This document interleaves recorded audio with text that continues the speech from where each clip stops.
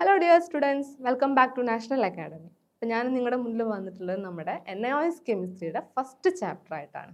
The atom, molecules and chemical arithmetics. ഏതൊരു subject എടുത്തു കഴിഞ്ഞാലും നമുക്കറിയാം ആ സബ്ജക്റ്റിൻ്റെ ഫസ്റ്റ് ചാപ്റ്ററിൽ നമ്മൾ ആ സബ്ജക്റ്റിൻ്റെ ഇൻട്രൊഡക്ഷൻ അല്ലെങ്കിൽ ആ സബ്ജക്റ്റിൻ്റെ കൺസെപ്റ്റ് ആയിരിക്കും പറയുന്നത്. അതുപോലെ തന്നെ നമ്മുടെ കെമിസ്ട്രിയിൽ നമ്മൾ ഈ ഫസ്റ്റ് ചാപ്റ്ററിൽ കവർ ചെയ്യാൻ പോകുന്നത് കെമിസ്ട്രി എന്ന സബ്ജക്റ്റിൻ്റെ ഇൻട്രൊഡക്ഷൻ ആണ്. അപ്പോൾ നമ്മൾ ചാപ്റ്റർ സ്റ്റാർട്ട് ചെയ്യുന്നത് the scope of chemistry, different മേഖലകളിലുള്ള കെമിസ്ട്രിയുടെ സ്കോപ്പ് എന്താണെന്ന് പറഞ്ഞിട്ടാണ് നമ്മുടെ ചാപ്റ്റർ സ്റ്റാർട്ട് ചെയ്യുന്നത്. നമ്മുടെ ഹെൽത്ത് ആൻഡ് മെഡിസിൻസ്, അതുപോലെ തന്നെ energy and environment, food and agriculture, material and technology, ഇങ്ങനെ പല മേഖലകളിലുള്ള കെമിസ്ട്രിയുടെ സ്കോപ്പ് നമ്മൾ പഠിക്കുന്നുണ്ട്. അതുപോലെ തന്നെ പിന്നെ നമ്മൾ നോക്കാൻ പോകുന്നത് the law of chemical combination, chemical കോമ്പിനേഷൻ്റെ ലോസ് ഏതൊക്കെയാണെന്ന്. മെയിൻലി 3 ലോസ് ആണ് നമുക്ക് പഠിക്കാനുള്ളത്. Law of conservation of mass, law of definite proportion, law of multiple proportion.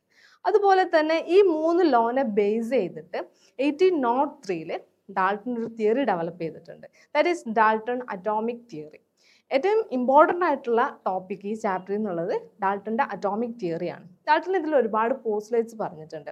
എല്ലാ മാറ്റേഴ്സ് ഉണ്ടാക്കിയിരിക്കുന്നത് ഇൻവിസിബിൾ ടൈനി പാർട്ടിക്കിൾ വെച്ചിട്ടാണ്. അതിനെ ആറ്റം എന്നാണ് വിളിക്കുന്നത്. അതുപോലെ തന്നെ ഈ ആറ്റം നമുക്ക് ഒരിക്കലും ക്രിയേറ്റ് ചെയ്യാനോ ഡെസ്ട്രോയ് ചെയ്യാനോ പറ്റത്തില്ല. ഇങ്ങനെയുള്ള ഒരുപാട് പോസ്റ്റ്ലേറ്റ്സ് ആര് പറഞ്ഞിട്ടുണ്ട്? ഡാൾട്ടൺ അറ്റോമിക് തിയറിയിൽ പറഞ്ഞിട്ടുണ്ട്. അതുപോലെ തന്നെ ഒരുപാട് ഡെഫിനിഷൻസ് പറഞ്ഞിട്ടുണ്ട്. എന്താണ് ആറ്റം എന്ന് പറഞ്ഞു കഴിഞ്ഞാൽ എല്ലാ മാറ്റേഴ്സിൻ്റെയും ബിൽഡിംഗ് ബ്ലോക്കാണ് ആറ്റം എന്ന് പറയുന്നത്, അല്ലേ? എല്ലാ കെമിക്കൽസിൻ്റെയും എല്ലാ മാറ്റേഴ്സിൻ്റെയും ബിൽഡിംഗ് ബ്ലോക്കാണ് ആറ്റം എന്ന് പറയുന്നത്. അതുപോലെ തന്നെ ഒരു മോളിക്യൂൾ എന്ന് പറഞ്ഞു കഴിഞ്ഞാൽ അറ്റ്ലീസ്റ്റ് 2 ആറ്റെങ്കിലും കൂടി ചേർന്ന ഒരു അഗ്രിഗേറ്റിനെയാണ് നമ്മൾ മോളിക്യൂൾ എന്ന് പറയുന്നത്. അതുപോലെ തന്നെ ഒരു എലമെൻറ്റ് എന്ന് പറഞ്ഞൊരു കോമ്പൗണ്ടാണ്. സെയിം ആറ്റങ്ങൾ കൂടി ചേർന്നിട്ടുള്ള ഒരു കോമ്പൗണ്ടിനെയാണ് നമ്മൾ എലമെൻറ്റ്സ് എന്ന് പറയുന്നത്. അതുപോലെ തന്നെ ഈ എലമെൻറ്റ് നമുക്ക് ഒരിക്കലും എന്ത് ചെയ്യാൻ പറ്റത്തില്ല, ഡിസോസിയേറ്റ് ചെയ്യാൻ പറ്റില്ല, അല്ലെങ്കിൽ സെപ്പറേറ്റ് ചെയ്യാൻ പറ്റില്ല. ഒരു കെമിക്കൽ റിയാക്ഷൻ മൂലം ഡിസോസിയേറ്റ് ചെയ്യാൻ പറ്റാത്ത എ ഗ്രൂപ്പ് ഓഫ് ആറ്റത്തിനെയാണ് നമ്മൾ എലമെൻറ്റ് എന്ന് പറയുന്നത്. നമുക്കറിയാം ഓക്സിജന്, സൾഫർ, നൈട്രജൻ, ഇങ്ങനെ ഒരുപാട് എലമെൻറ്റ്സിന് നമുക്കറിയാം. അതുപോലെ തന്നെ ഈ മോളിക്യൂൾ എന്ന ടേം കൊണ്ടുവന്നത് അവഗ്രാഡോ ആണ്.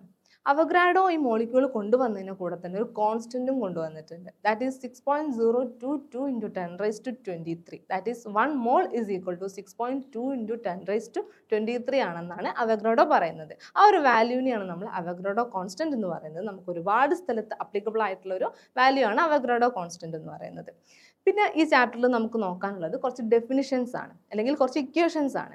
That is atomic mass unit. എന്താണ് അറ്റോമിക് മാസ് യൂണിറ്റ് എന്ന് പറഞ്ഞു കഴിഞ്ഞാൽ is equal to mass of 1 carbon atom divided by 12. അതുപോലെ തന്നെ relative atomic mass is equal to average mass of 1 atom of element divided by 1/12th mass of carbon 12 atom. Okay.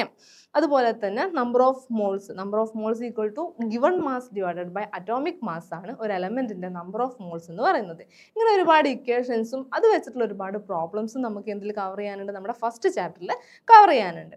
പിന്നെ basic units, SI unit, നമ്മൾ ഫിസിക്സിൽ പഠിച്ച പോലെ തന്നെ basic ആയിട്ടുള്ള 7 SI യൂണിറ്റ്സുകൾ, കുറച്ച് പ്രിഫിക്സുകൾ നമ്മൾ യൂസ് ചെയ്യുന്ന 10⁻1, 10⁻2, 10⁻3 ഇങ്ങനെയുള്ള ഒരുപാട് പ്രിഫിക്സുകളും അതിൻ്റെ നെയിമും കാര്യങ്ങളൊക്കെ നമ്മുടെ ഫസ്റ്റ് ചാപ്റ്ററിലാണ് നമ്മൾ കവർ ചെയ്യുന്നത്. കൂടാതെ standard temperature and pressure, normal temperature and pressure എത്രയാണ് സ്റ്റാൻഡേർഡ് ടെമ്പറേച്ചർ എന്ന് പറഞ്ഞു കഴിഞ്ഞാൽ 0°C അല്ലെങ്കിൽ 273.15 കെൽവിൻ ആണ് സ്റ്റാൻഡേർഡ് ടെമ്പറേച്ചർ എന്ന് പറയുന്നത്. അതുപോലെ തന്നെ സ്റ്റാൻഡേർഡ് പ്രഷർ എന്ന് പറഞ്ഞു കഴിഞ്ഞാൽ 1 അറ്റ്മോസ്ഫിയറിക് പ്രഷറാണ് സ്റ്റാൻഡേർഡ് പ്രഷർ എന്ന് പറയുന്നത്.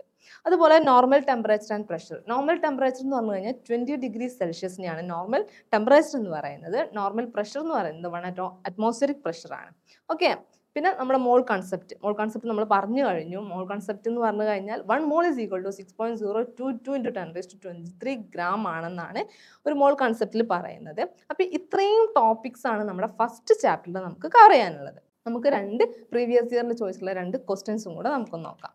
First question, in a reaction 0.5 mole of aluminum is required. Calculate the amount of aluminum required in a gram. Okay. ഒരു റിയാക്ഷന് 0.5 mole of aluminium ആവശ്യമായിട്ടുണ്ട്.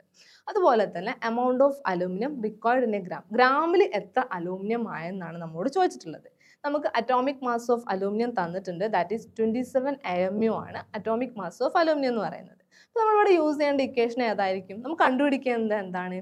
Mass of aluminium ആണ് കണ്ടുപിടിക്കേണ്ടത്, അല്ലേ? ഗ്രാമിൽ അലൂമിനിയത്തിൻ്റെ മാസ് എന്താണ് കണ്ടുപിടിക്കേണ്ടത്.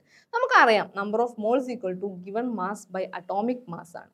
നമുക്ക് മോൾസ് തന്നിട്ടുണ്ട് ഇവിടെ. 0.5 മോൾ ഓഫ് അലൂമിനിയം ആണ് യൂസ് ചെയ്യുന്നത്. അറ്റോമിക് മാസ് ഓഫ് അലൂമിനിയം 27 ആണ് തന്നിട്ടുണ്ട്. ദർഫോർ നമുക്ക് റിക്വയർഡ് മാസ് ഓഫ് അലൂമിനിയം എങ്ങനെ കണ്ടുപിടിക്കാം? Required mass of aluminium is equal to number of moles into molar mass. Okay, into molar mass ചെയ്താൽ മതി. ദർഫോർ ഇവിടെ നമ്പർ ഓഫ് മോൾസ് എത്രയാണ്? 0.5 മോൾ ആണ്. മോളാർ മാസ് എത്രയാണ്? 27 ആണ്. ദർഫോർ 0.5 ഇൻറ്റു 27 ചെയ്ത് കഴിഞ്ഞാൽ 13.5 ഗ്രാം ഓഫ് അലൂമിനിയം ഈ ഒരു റിയാക്ഷൻ നടക്കാൻ ആവശ്യമാണെന്ന് കിട്ടും. Okay, and the next question is how is an element is differ from a compound? എങ്ങനെയാണ് ഒരു എലമെന്റും കോമ്പൗണ്ടും ഡിഫർ ആയിട്ടുള്ളത്, അല്ലെങ്കിൽ അവരുടെ മെയിൻ ഡിഫറൻസ് എന്താണെന്നാണ് ചോദിച്ചിട്ടുള്ളത്. നമുക്കറിയാം ഒരു എലമെന്റ് എന്ന് പറഞ്ഞു കഴിഞ്ഞാൽ ഒന്നോ രണ്ടോ അല്ലെങ്കിൽ അതിലധികം ആറ്റംസുകൾ കൂടി ചേർന്ന ഒരു കോമ്പൗണ്ടിനെയാണ് നമ്മൾ എലമെന്റ് എന്ന് പറയുന്നത്. ഓക്കെ, ഈ എലമെന്റിന്റെ ഒരു പെർട്ടിക്കുലാരിറ്റി എന്താണെന്ന് വെച്ച് കഴിഞ്ഞാൽ ഈ എലമെന്റിൽ സെയിം ടൈപ്പ് ആറ്റംസ് ആയിരിക്കും ഉണ്ടാവുക. ഓക്കെ, അപ്പോൾ സെയിം ടൈപ്പ് ആറ്റംസ് കൂടി ചേർന്ന ഒരു കോമ്പൗണ്ടിനെയാണ് നമ്മൾ എലമെന്റ് എന്ന് പറയുന്നത്. എന്നാൽ ഒരു കോമ്പൗണ്ട് എന്ന് പറഞ്ഞു കഴിഞ്ഞാൽ എന്തായിരിക്കും? അതും ഒരുപാട് ആറ്റങ്ങൾ കൂടി ചേർന്നത് തന്നെയാണ് ഒരു കോമ്പൗണ്ട് എന്ന് പറയുന്നത്. പക്ഷെ കോമ്പൗണ്ടിന്റെ ഒരു സ്പെഷ്യാലിറ്റി എന്താണെന്ന് വെച്ച് കഴിഞ്ഞാൽ ഡിഫറെൻറ്റ് ടൈപ്പ് ഓഫ് ആറ്റംസ് കൂടി ചേർന്നായിരിക്കും. ഒരു ഫിക്സ്ഡ് റേഷ്യോയിൽ ഡിഫറെൻറ്റ് ടൈപ്പ് ഓഫ് ആറ്റംസ് കൂടി ചേർന്നതിനാണ് നമ്മൾ കോമ്പൗണ്ട് എന്ന് പറയുന്നത്. സെയിം ടൈപ്പ് ഓഫ് ആറ്റംസ് കൂടി ചേർന്നുണ്ടാവുന്നതിനാണ് നമ്മൾ എലമെന്റ് എന്ന് പറയുന്നത്. ഓക്കെ, അപ്പോൾ എലമെന്റും കോമ്പൗണ്ടും തമ്മിലുള്ള മെയിൻ ഡിഫറൻസ് എന്ന് പറയുന്നത് ഇതാണ്. അപ്പോൾ എല്ലാവർക്കും മനസ്സിലായില്ലേ? അപ്പോൾ ഇത്രയാണ് നമ്മുടെ ഫസ്റ്റ് ചാപ്റ്ററിൽ നമുക്ക് കവർ ചെയ്യാനുള്ളത്. ഡീറ്റെയിൽ ആയിട്ടുള്ള ക്ലാസ്സുകൾക്ക് വേണ്ടിയിട്ടും അതുപോലെ തന്നെ അഡ്മിഷന് വേണ്ടിയിട്ടും നിങ്ങൾ നാഷണൽ അക്കാഡമിയിൽ കോൺടാക്ട് ചെയ്യുക. And thank you for watching my video and all the best for all.